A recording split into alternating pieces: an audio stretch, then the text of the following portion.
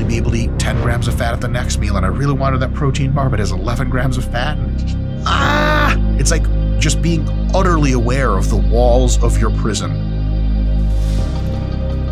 Hey folks, Dr. Mike here for Renaissance Periodization, and today's topic is to ask the question, can you lose weight and fat, hopefully, without tracking? What do I mean by that? On occasion, you guys will see this with clients if you coach clients, and maybe even with yourself and some friends and people at the gym, folks you talk to. People will sign up, commit to losing some weight. Maybe it's a New Year's resolution, maybe it's springtime, maybe they just decided that it's time for a change. But they're not comfortable doing possibly one or both of two things. They're not really interested in stepping on a scale to get their body weight regularly, and they're not interested in meticulously tracking the macronutrients of their daily food consumption. Never mind meal by meal, not even for the day. There's really only one reason for this in most situations. Both of these practices, stepping on a scale and looking at scale numbers and tracking food, make them feel icky. Where does the ickiness come from? For some people, looking at the scale gives them a combination of a few nasty psychological downstream effects. When they step on the scale for the first time, the number that they see is so far outside of the psychosocial realm in which they consider it to be acceptable that they feel deeply hurt by how, in a sense, wrong and unacceptable that number makes them feel. Specifically with females, way more often with females than males, if a female weighs over a certain amount and she has a certain kind of, usually mostly genetically determined psychology, which is no fault of hers, she's going to have a real hard time looking at that number without it making her feel really, really, really terrible. So that's a big downside. For example, when you grow up and you read, I don't know, girls read, I had a sister, have a sister, and had her growing up as well. And, she would read like 17 magazine. So she was like, 15, and I was like 13. So, I get bored and I'd read them too. There's a lot of quizzes like, what is your perfect guy like? I take them and usually fail. I'm not into guys. 0, 0. I got 0 points on all of them. Unless it's Orlando Bloom, Lord of the Rings. And then yes. I just write in the yes. In any case, there was like, this is in the 90s, so there was discussions of weight and sort of data on, not metadata, not in columns and graphs, but mentions of what celebrities weigh. And of course, all the gossip magazines have it. Cameron Diaz weighs, 117 pounds or something like that. And generally women, that are in sort of Hollywood or women that other girls look up to that are popular, famous, etc., they weigh somewhere between 90 pounds and 140 or 50 pounds, especially if they're really tall, which is sociologically kind of a tough sell for a lot of girls and women who later in their lives find themselves especially on the 200 plus side of things. I mean, they don't have a reference character in their mind from when they were developing a sense of esteem and a sense of people to look up to want to be like. They don't have anyone in mind that was female, what they considered an acceptable look, that was over 200 pounds. It's just a non-starter. And we can talk till we're blue in the face about how your inherent value doesn't come from your weight and about how like you're still an awesome person no matter how much you weigh and weight is just a number, which all those things are true. God damn, it stings like crazy for a lot of people to see that number. And they just don't want to see it because it makes them feel bad. And on the other side, another nasty feature is they think the number initially is bad, and then it starts to go down, which is good. But then a lot of these folks get really obsessed with that number going down. And the degree to which it slopes down starts to correlate and, well, really cause the kind of mood, the kind of affect that they experience. So if they start a diet at 201 pounds, this is the worst day of their adult lives. And the next time they weigh in 3 days later, they weigh 197 pounds. And they're like, hey, all right, we're cooking. We're in business. Then next time they weigh in, another half week later, they weigh 193 pounds. And they're like, holy crap, here we go, dream body. So far, so good. Sort of. The beginning sucked, and it's still, you're really heavy, but hey, this is progress. And then when that initial water weight comes off, they find themselves next week weighing 193. And they're like, oh, wait, hold on. I'm losing no weight? I didn't lose any weight? I did this fucking stupid diet for 3.5 extra days and I lost nothing? I knew it. I'm never going to be able to lose weight. My body is like, oh, nope, genetics, and then it just catches me and it rockets me back up. Fuck this, I quit. And maybe you'll get them over that first one. But then they'll lose another 1 pound and they're like, I'm never going to do this. I weigh 192.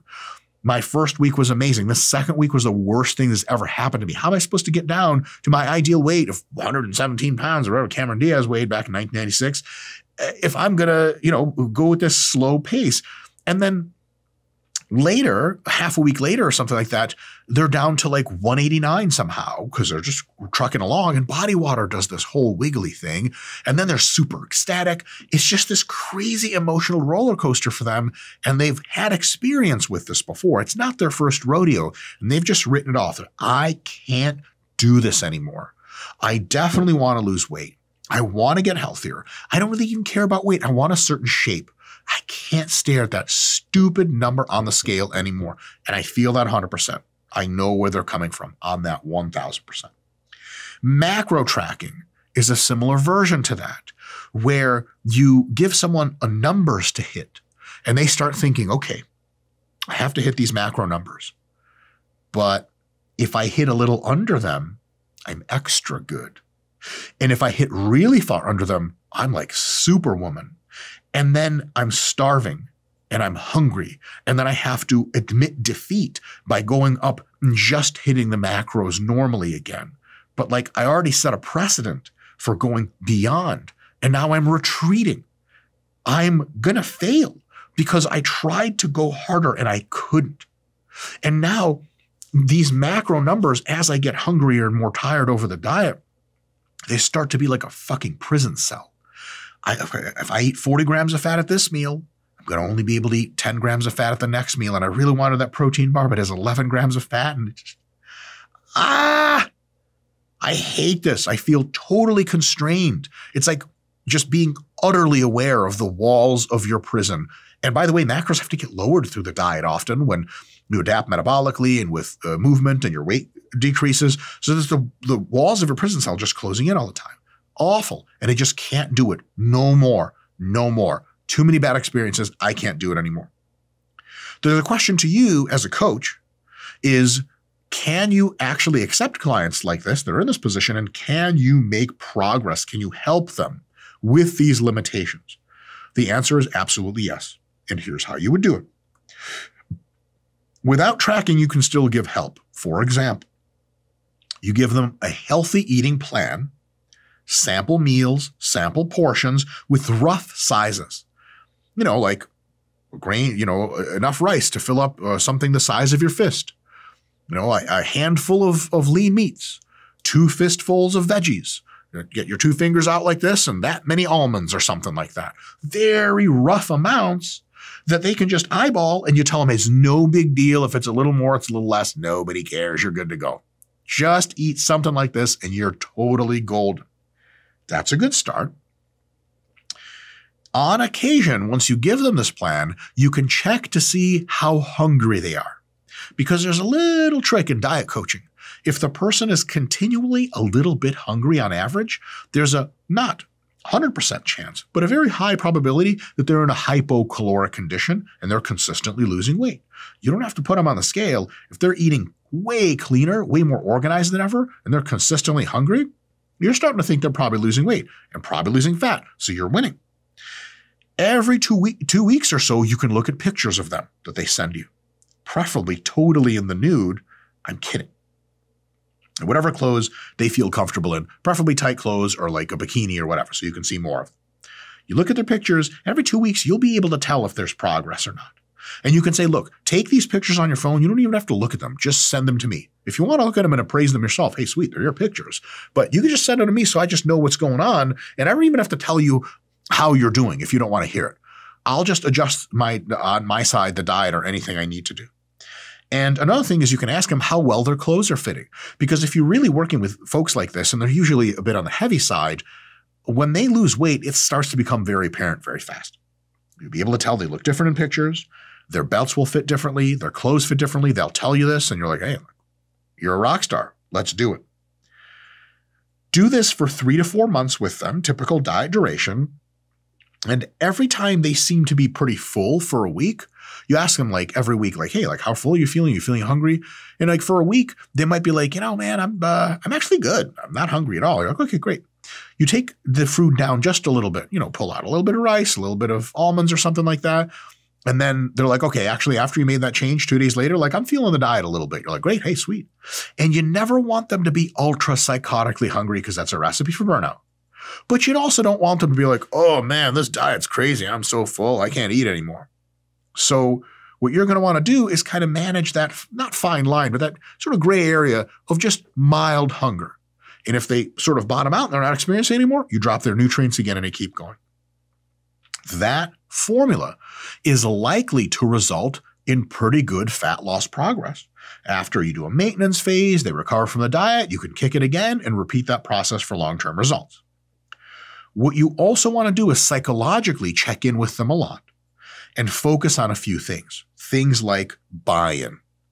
Like, hey, we're doing the plan because we think it's going to work, because it's worth it, because you're worth it. Yes? And they go, yes. Because if they're fully bought into the plan and they own the plan, they think, yes, this is me. I'm doing this. It's going to work. If that's the case, you're going to get much better results and they're going to feel psychologically more in control. When they see a scale with a weight they don't like, they don't feel in control. When they see macro numbers that they interpret as being super restrictive, they don't feel in control. But when they have a diet that's theirs and the process is theirs, they have full buy-in, they feel in control, and generally that means they're going to coast along and eat the meals and do all the steps per day that you tell them to do, all that other stuff. Consistency is a big one. Say, hey, look, like if you miss a meal here and there and you eat some junk, no big deal. But just try to do this like more often than not and try to do like your best job and sticking to it as close as you can. We don't need perfection. We need consistency. All right, you put a little bit of rice in, too much rice this time. Next time you put not enough in, no big deal. Just try to do your best. Consistency is going to be the key. If you can get them to really understand that over and over with your sort of, I was going to say indoctrination, it's not too far off, your continued support. I'd make a great propagandist, no less. Then that's going to make their time easier and more likely that they're going to have success. And also positivity, especially in positivity about the great habits they are building. Because you tell them a real big secret. You say, listen, if you can eat in this more organized way for some time, what's going to end up happening is you're going to build the healthy eating habits that will allow you to stay a certain leaner and smaller size in the future by kind of repeating this style of eating and having some BS and junk every now and again. For the next three months, we're not going to do a whole lot of BS and junk because we're mission oriented. But once you get to where you're going, we're going to have the same core healthy meals that you're learning how to make and eat now. You're going to rely on those for a long time with some BS and junk on the side. And if you're positive about their outcome, you're positive especially about the habits that they're building, you're no longer super focused on the goal to lose 15 pounds or 20 pounds or whatever it is. You're really, really positive, reminding them, hey, you're being real consistent. You're being real dedicated, and you're building amazing habits. Every single healthy meal you eat is a victory to us. And that's really great because what that does is it generates a lot of momentum. After a few weeks, one of their friends comes over from college or something to visit them. And they're like, oh my God, Stacy, you look so good. Did you I don't want to say the W word, but lose weight? And she's like, yeah, I'm on this diet, but it doesn't even feel like a diet. I'm just doing my thing. Swag girl. Yes.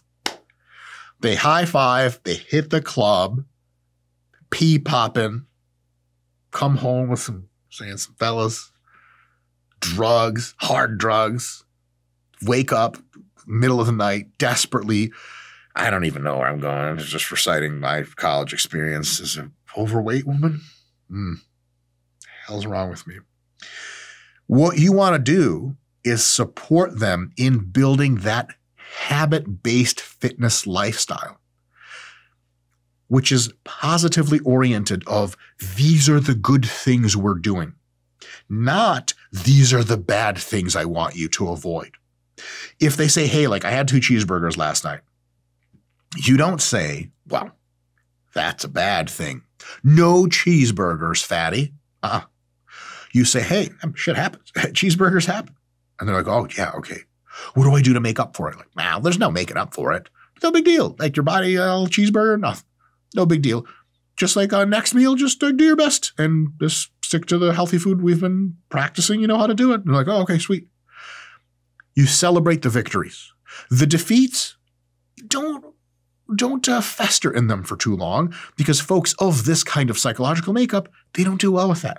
They've been festering in defeat their entire lives, and they've sensitized like shit to it. And if you really point out, like, you suck, they just heard that from like every bully from when they were in 8th grade all the way to when they were in college or whatever. And it just doesn't work for them. That's why they're so recalcitrant about their weight and all this other stuff. Doing the thing is getting the job done, not the tracking. We don't need tracking if we're taking the right steps. In a certain sense, it's like flying a plane without instruments. Can you actually fly a plane in which the instruments are all broken? Well, yeah. Yeah, you can. You just try to feel out if you're climbing or descending. You do have windows in the plane. And unless you're flying in absolutely terrible weather conditions, you can see if you're going sort of up or sort of down or sort of at the horizon.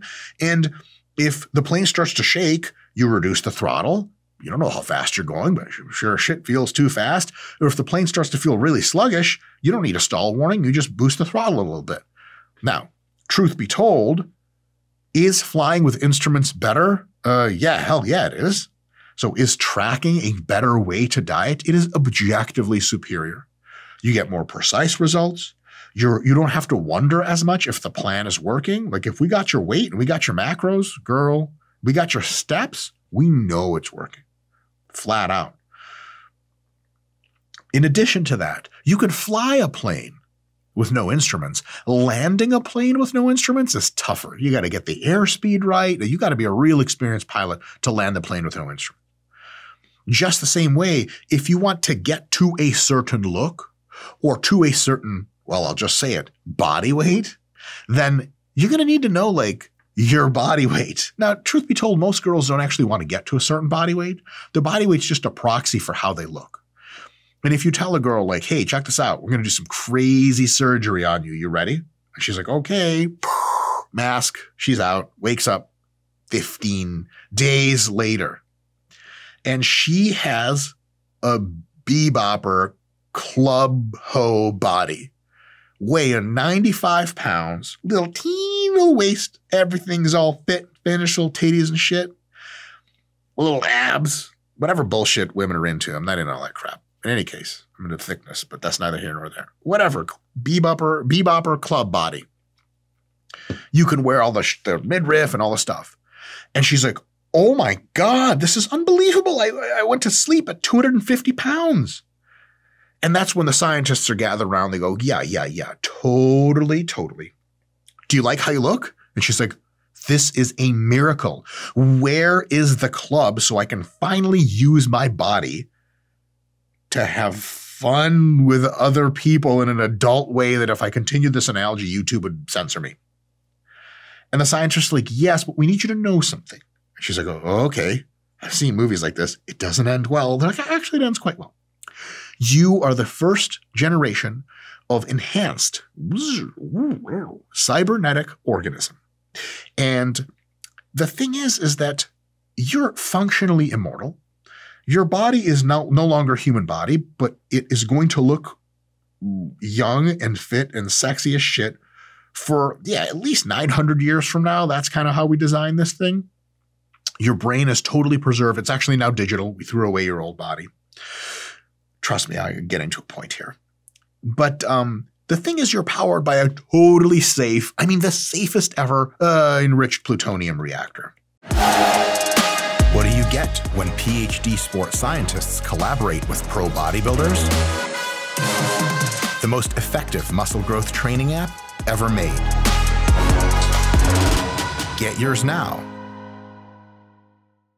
And you actually weigh 700 pounds. Now, you don't feel like you weigh 700 because you have fusion-powered actuators, and technically you can also fly and fight crime. You're going to feel like a totally normal person, but you actually do weigh 700 pounds.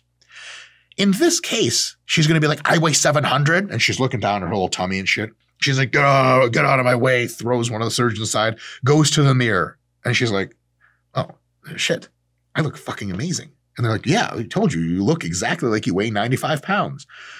Do you think she's gonna care? I have an answer for you. It's a rhetorical question. The answer is no.